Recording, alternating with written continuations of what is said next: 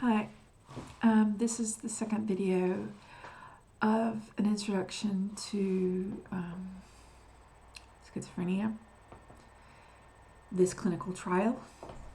Excuse me, my nose itches. And the symptoms of schizophrenia, at least in my case, because every case is completely different.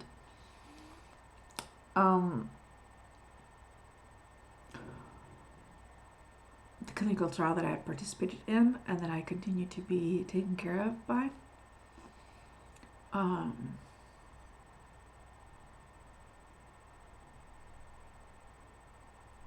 The changes in my life, the good, the bad, the sweet, the salty, the salty, the sweet. It's not been perfect. It's been better than perfect. It's been normal, perfectly normal, a perfectly normal life. And I've had so many changes, so many changes. I've had good changes, I've had bad changes. None can be said to be caused by the operation. Simply put, they were, how would I say this, exacerbated or increased by such a change in my life. I'm not going to mention anything too personal here because this is Instagram, this is public. I will say that I'm doing things with my life that I never ever thought I would do with schizophrenia. I do such simple things which you may take for granted as taking the bus by myself without any help from anybody, without going with someone with me to provide emotional support, to writing books, to trying my best to exhibit my drawings, which is not easy one bit, to I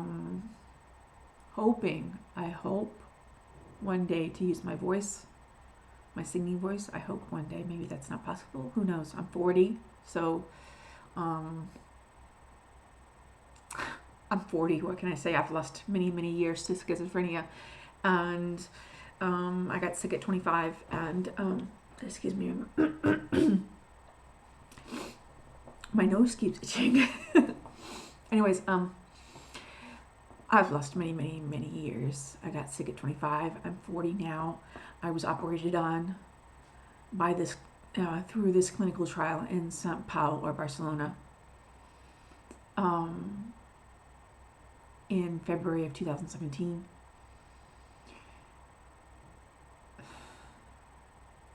I did not respond to clozapine, which is the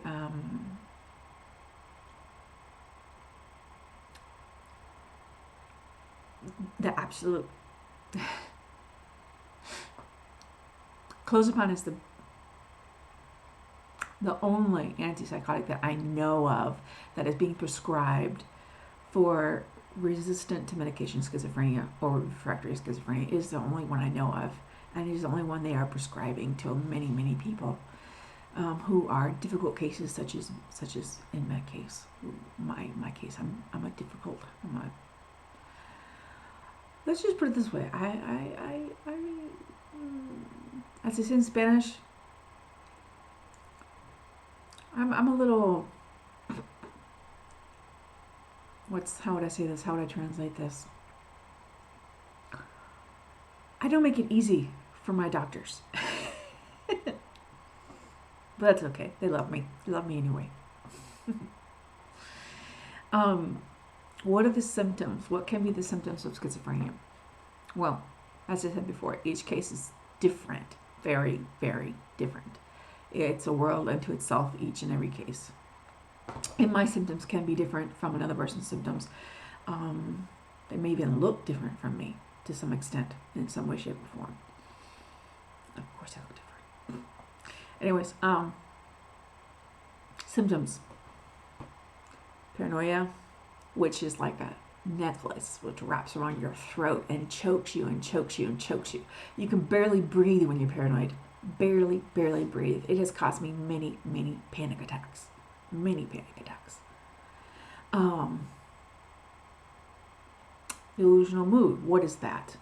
That is basically when your perception of reality changes to such an extent that you feel like you are in a very, very, very bad movie.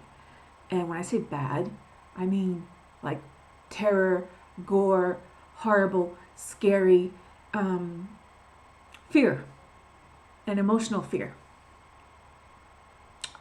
Your reality changes to the point that you are not. In my case, I'm able to distinguish between the two, but most of the time it's so hard. It's so freaking hard to distinguish between delusional mood, which is what they call when your perception, literally what you see, changes. It's kind of like going from cherries and candy to tombs and ghosts. And your perception of reality goes from happy, positive, lovey-dovey to negative, dark, somber, disparaging. And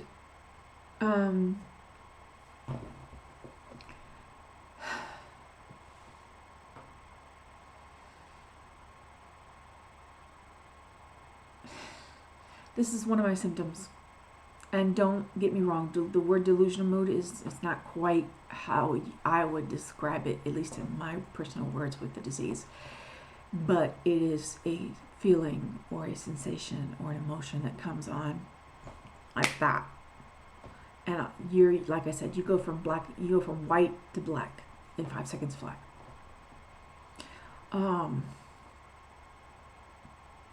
Then there's delusions. What is a delusion? It is a false belief that is so hard to get rid of that no matter how much evidence you're given that it is not true, you can be given a hypothesis, you can be given a theory, you can be given everything and anything to get rid of this delusion or false belief. And there is absolutely no way of convincing you that it is false. People can say, well, look, this is what happens, and this is what happens, and this is what's been happening to you, and this is the way it is. And a ton of people can say it to you. Everyone can say it to you. But you've got stuck in your head that reality is one way when it's not. And does this make you suffer? Yes, it does. Paranoia makes you suffer because, like I said, it's like a necklace. It goes like that around your throat, and you just can't live. You just can't live. You cannot live. You cannot. It's impossible to take a bus. It's impossible to be alone. For me, anyways. For me. Delusional mood. What you see changes. That's basically symbols that from white to black, from positive to negative, from happy to somber, from encouraging to disparaging. Delusions. False beliefs that literally take control of your heart, your mind, your soul, and ruin your life. They ruin your freaking life. And finally, but least, well, there's two more.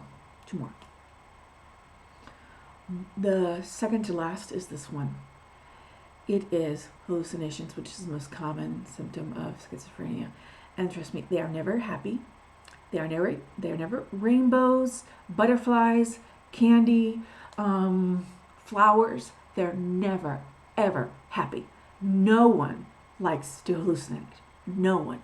You can ask anyone who's aware of his schizophrenia or any disease that makes you hallucinate or any disorder that makes you hallucinate, and they will tell you, I can't stand hallucinating. Get rid of it for me. Please, take it away. Take it away. Take it away. And what can you hallucinate? Anything and everything you can possibly imagine.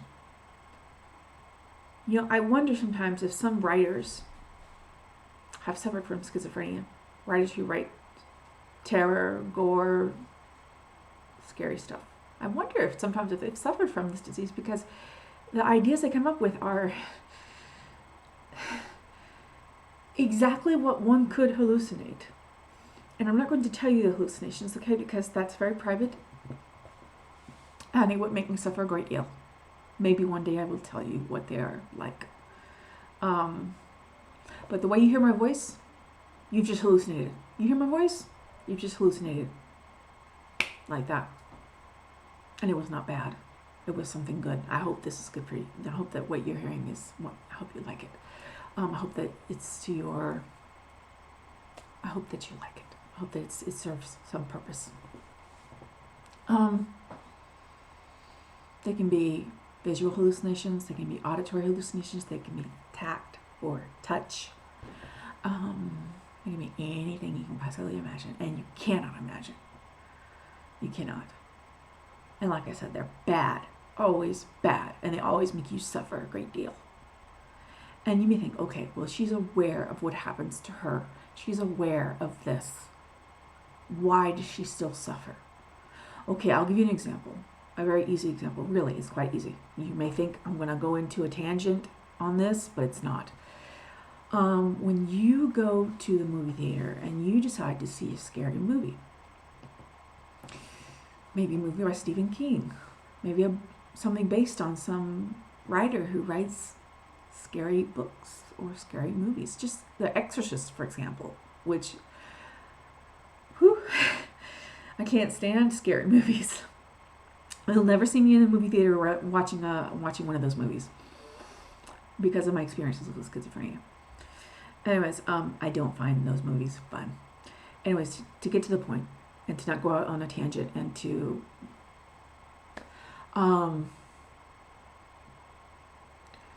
you choose, you go in a car, comfortable car, I hope, and you go to the movie theater, you sit down, you have your popcorn, you have your Coke.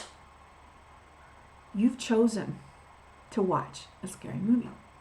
You've chosen with money to watch that movie.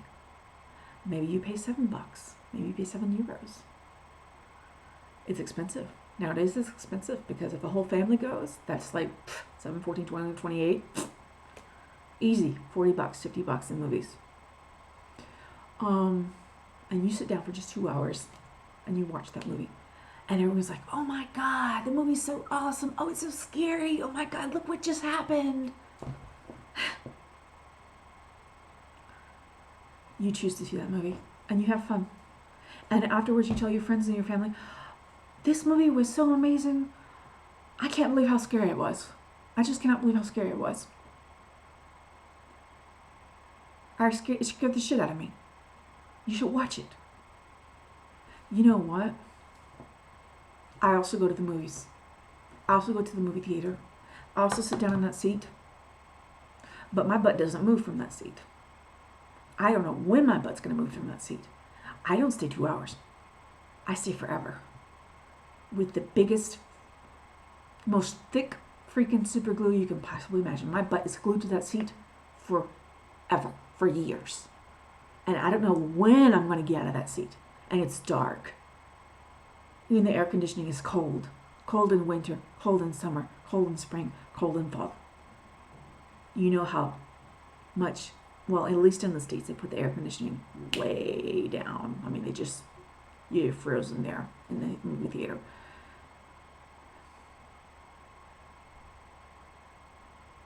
I'm stuck in that scary movie without a choice, without picking it, without paying money. Because you know what I pay? Do you know what I pay when I go to the movies? My movie?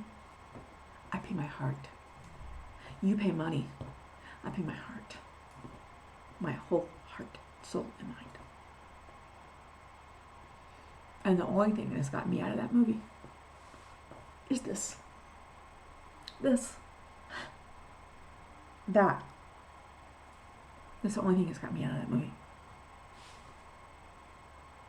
Was my life more stable before DBS?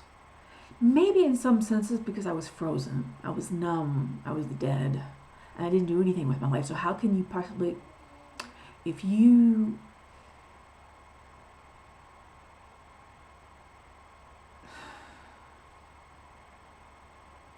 don't do anything with your life, you can't possibly experience anything with your life. And now I'm experiencing everything Good, bad, positive, negative.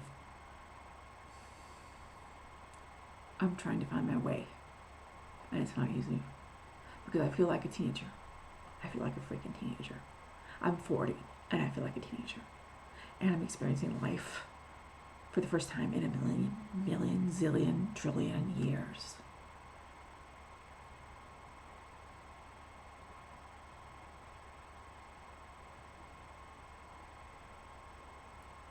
I'm going to end this video. I think I've said enough.